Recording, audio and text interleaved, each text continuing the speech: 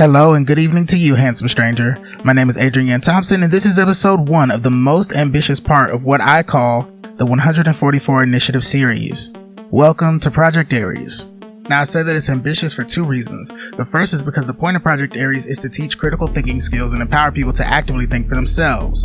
While that's already hard enough when everything is propaganda designed to take away that ability, it gets even harder when nobody's listening. So wherever you are now, please hit like, share, and subscribe so you can get more of this content. Later in this essay, I have to get to the dangers of letting AI think for you and why the elites want us to do that. That's kind of one of the biggest reasons I wanted to do this episode. The second reason I consider this ambitious is because unlike the other projects on this channel, I'm going to be sharing things I learned that help me think critically and hoping that the same thought exercises work for you. Since so much of this is experimental, I'm listening in case anyone has any ideas or corrections. The world is full of philosophies, but it's not so full of ways to apply them. That is the goal of this project. It can't all be on Jordan Peterson after all. Now this might sound a little emotional because it is, but it's disgusting to me personally to think that other people are using philosophy and psychology as weapons to suppress free will. So even if Project Aries isn't perfect, this is at least my way of trying to fight back. With that being said, let's begin by thinking of your mind like it's the human body itself. And bear in mind that the following is an active question and a thought exercise all by itself. What if I peeled an apple and left it outside in summer? What would happen to the apple? Of course, the apple would rot. Why? The only sensible answer is because it didn't have an immune system. It's just an apple, and it's been left unprotected. At this point, the only thing that protects your physical body from being turned into an infected piece of rotten fruit like the apple is your immune system. But there is no immune system for the mind, and that's the point of the project as well, to protect your mind from infection. After all, they don't call the internet brain rot for nothing. If you're filled with dread, anxiety, and confusion about life, there's a good chance that those thoughts aren't even really yours, but are just the external bits of subconscious programming passed on to you by other people or other questionable systems like the public school system. I mean, look at the world right now. We got people running around believing everything someone else tells them with no evidence at all, because we're living in a time where truth is less important than the popular opinion. I call this the Great Delusion, but we'll get into that on another episode on a project called Project Libra. People are losing their minds because they're being presented with more information in an afternoon than our ancestors were presented with in their entire lifetime, and there's no way of knowing for sure if something is fact or misinformation until it's already in your brain. Then add that to the fact that human beings evolved to believe stories told around campfires by people who they could trust in small tribes, and you can see the problem. No one is going to tell you the truth because critical thinkers don't spend money the same way uninformed people do. Keeping you unconscious is very big business. Since I love you, I'll tell you that you've got to actively protect your thinking from corruption, the same way the immune system actively protects your body from sickness, because you are 100% responsible for what you allow yourself to believe. And that, dear stranger, is exactly how you defend your mind from external programming so you don't become a mind slave, by recentering your beliefs and thoughts so that they all belong to you. Pay attention to me, I said that like that for a reason. I use the word belong here because taking ownership of your thoughts and beliefs is the entire point of this video. Remember, belief drives actions and thoughts direct action, so if someone can control what you think or believe, they have direct control over you. Spooky, huh? And all of that to say that people don't do things they don't believe in, and if you think something long enough, you become it. Or as Rene Descartes put it, cogito ergo sum. I think therefore I am. Believe me, the cogito argument has gotten me out of plenty of thought traps and college essays in my time, and it's still one of the most powerful ways to defend yourself from manipulation. I think therefore I am. When we look at that statement, the first thing that sticks out is the fact that by taking responsibility of your thinking, you take back power over it. And consequently, you take back power over yourself as well. Suddenly, self-control is a lot easier when you have a self to control, and the mental framework of responsibility helps a lot too.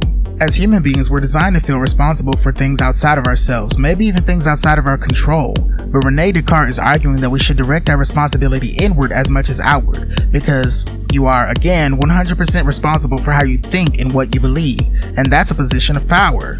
We see the world around us more objectively than we see ourselves, and that's a good thing. But when you try to see yourself as an object, it's a hard thing to do because to your mind, you're the only subject that really matters. The world might see you as an object, but that doesn't make you one. And hear me well when I say this. Subjective thinking is very powerful when it comes to maintaining control of your beliefs and not buying into bullshit. I'll say that one more time. Subjective thinking is extremely powerful when it comes to maintaining control of your beliefs and not buying into bullshit. You are 100% responsible for the things you believe and the questions that you don't ask. The power of subjective thinking is the sort of power that the world wants to take away from you, because if they can tell you what to think, then you shift from being a subject of your own experience to being merely an object in theirs.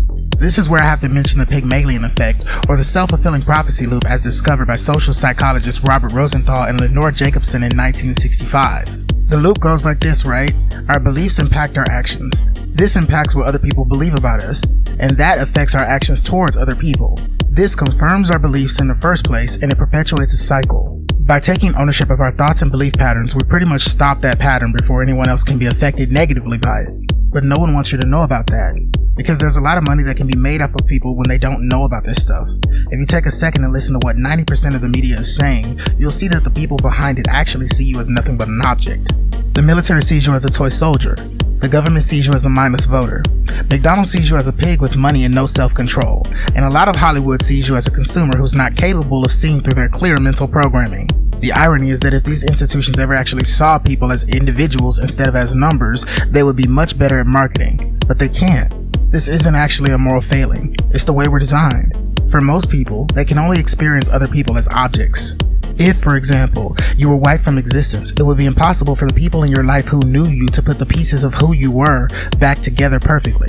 Remember, you're a little different to everyone based off of their objective view of you.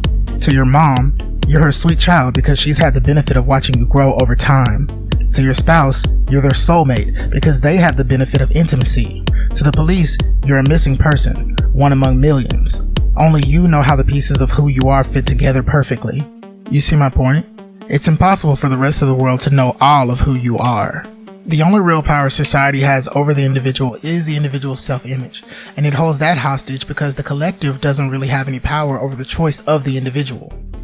And this is especially true if you're not doing anything illegal. To be real, even the laws of society are enforced by hijacking your self-image. So, not doing anything illegal makes it difficult, if not impossible, to actually hurt you. A special example for us to analyze is gay rights. Gay marriage was not legalized because society evolved. It was legalized because society lost the ability to enforce controls over other people's private lives through guilt, shaming, or religious institutions.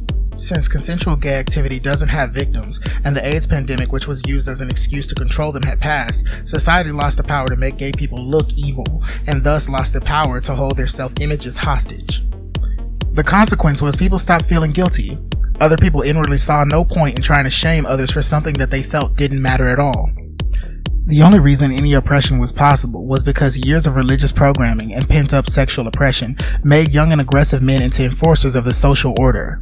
Here's a sample chart of how falling instances of gay bashing and physical assault came before the decriminalization of gay marriage and relationship practices in America.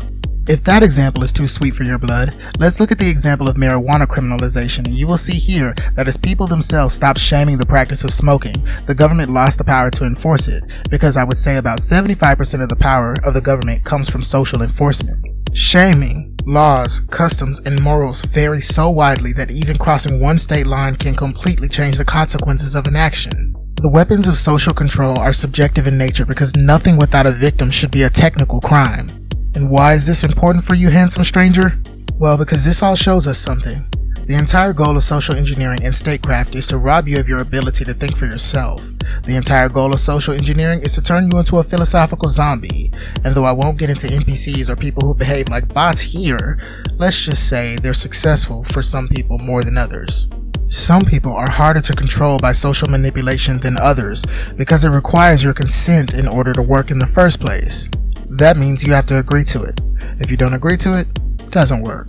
In a world where social media is already trying to stop us from thinking for ourselves through peer pressure, you've already had to evolve to protect your mind from liars and influencers. Now we have AI, and I'm just going to be straight about it. The entire goal of AI is to stop people from thinking for themselves by making it so that they don't have to. And we're seeing the reverse Flynn effect in real time, where people are losing their ability to read, write, and form cohesive thoughts on their own.